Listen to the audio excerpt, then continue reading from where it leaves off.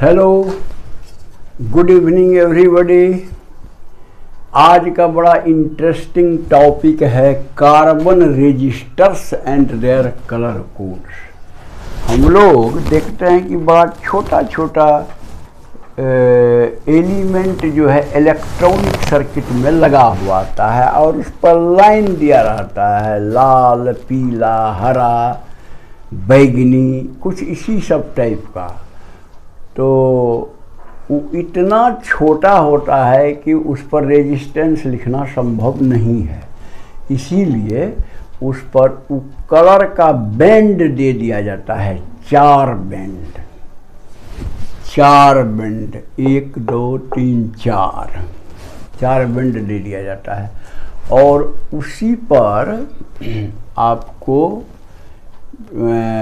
हर एक बैंड का एक नंबर होता है, डिजिट और या नंबर, तो उससे आप कैलकुलेट कर सकते हैं कि इस रजिस्टर का क्या होगा रेजिस्टेंस।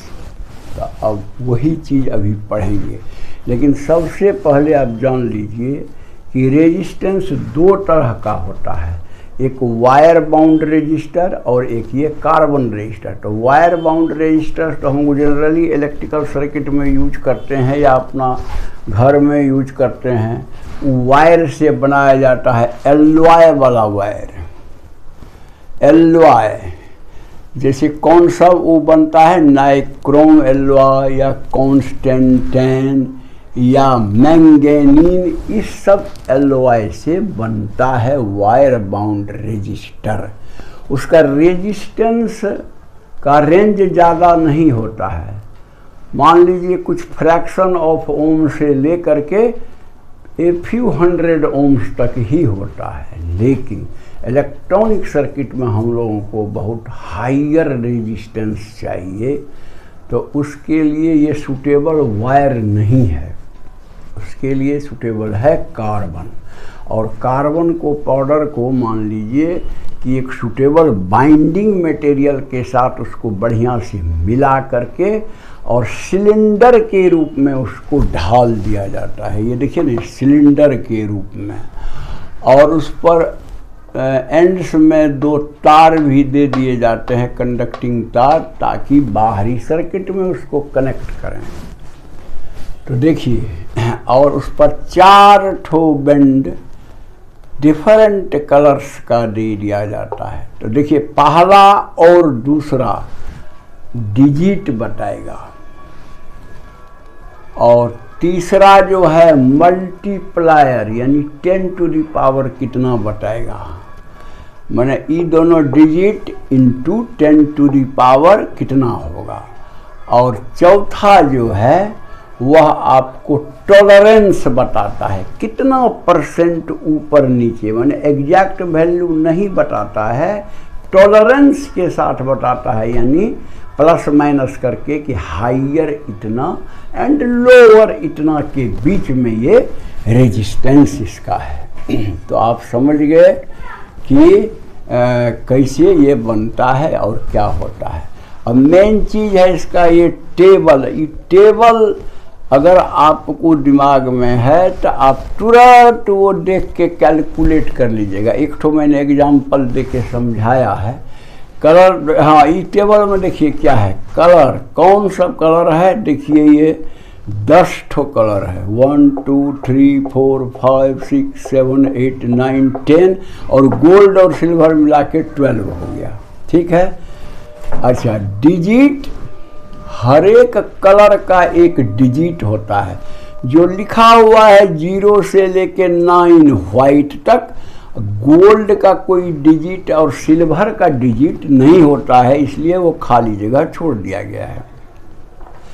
अच्छा, मल्टीप्लायर, मल्टीप्लायर अगर 1 हो तो ब्लैक समझिए, ब्लैक माना ब्लैक का मल्टीप्लायर माना 1 होगा, यानी ऐसा समझ सकते हैं कि 10 टू द पावर 0 जो ब्लैक का नंबर है, 10 टू द पावर 0 1। ब्राउन का मल्टीप्लायर होगा 10 टू द पावर 1 यानी 10। रेड का होगा 10⁻², देखिए लिखा हुआ है। ऐसे ही व्हाइट तक, व्हाइट का डिजिट नंबर है 9, यानी 10⁻9 मल्टीप्लायर होगा। मल्टीप्लायर मैंने तीसरा लाइन जो है। अच्छा, गोल्ड और सिल्वर का मल्टीप्लायर 1/10 एंड 1/10² होता है। अच्छा, टॉलरेंस देखिए, व्हाइट तक कोई टॉलरेंस नहीं होता है। गोल्ड और सिल्वर जो फोर्थ मतलब ये बैंड होता है, 4 नंबर का बैंड लास्ट में, वो आपको गोल्ड का है 5% और सिल्वर का है 10% टॉलरेंस लेके आप बता सकते हैं। अब देखिए, इससे मैं एक एग्जाम्पल दे रहा हूँ। मान लीजिए ये 4 लाइन में नंबर 1 है रेड, नंबर 2 है येलो, और नंबर 3 है ग्रीन, और नंबर 4 है गोल्ड। गोल्ड, हाँ 1 मिनट रुक जाइए। गोल्ड, गोल्ड का तो टॉलरेंस 5% है। तो अब ये 4 ठो रंगीन बैंड दिया हुआ है, अब हमको निकालना है, तो याद रहना चाहिए। देखिए, रेड का क्या नंबर है? पहला है नंबर 1 रेड, रेड का है 2। यहाँ देखिए ना, रेड का डिजिट है 2। उसके बाद दूसरा है येलो, तो येलो का डिजिट है 4, इसीलिए 2 4 हो गया दोनों मिलके। और तीसरा है ग्रीन, यानी मल्टीप्लायर होता है तीसरा।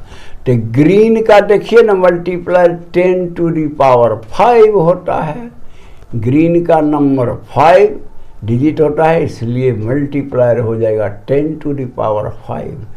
तो इसलिए इंटू 10⁵, ये मैंने कैलकुलेट कर लीजिए। और इसमें ±5%। 5% क्यों? तो चौथा है आपको गोल्ड का पट्टी बैंड, तो ये जितना होगा उस पर ±5% करके आप रेंज निकाल लीजिए कि इसी रेंज के बीच में होगा। तो ये आपका निकल जाएगा, चाहे कोई पट्टी दे। हाँ, अब एक चीज़ और जान लीजिए, कभी कभी चौथा बैंड नहीं रहता है। जब चौथा बैंड नहीं रहे, खाली रहे 3 ही बैंड हो, तो उस समय में आप उसका टॉलरेंस समझिए 20%। यानी जैसे यहाँ 5% है, उसके बाद ±20% आप लिख सकते हैं। तो मैं समझता हूँ कि बिल्कुल आसान और क्लियर है। लेकिन एग्ज़ाम में अगर आपको ऐसा पट्टी दे के दे दिया, तो आप कैसे रेजिस्टेंस कहेगा? कैलकुलेट कीजिए कितना रेजिस्टेंस है। तो ई टेबल को आपको थोड़ा बढ़िया से दिमाग में रखना होगा। कलर का सीक्वेंस वाइज रखिए। ई नंबर तो देखिए ना सीक्वेंस में है, ई भी सीक्वेंस में है। ई टॉलरेंस मल्टीप्लायर गोल्ड सिल्वर का दिमाग में रखिए।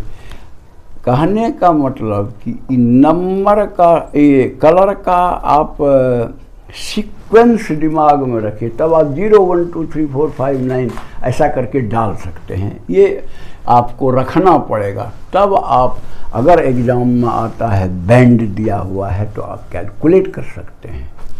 मैं समझता हूँ ये बात क्लियर है। अगर आपको पसंद हुआ तो आप इसे लाइक कर देंगे, और जो सब्सक्राइब नहीं किए हैं वो सब्सक्राइब करके बेल बजा देंगे, ताकि आपको वीडियो पहुंचता रहेगा।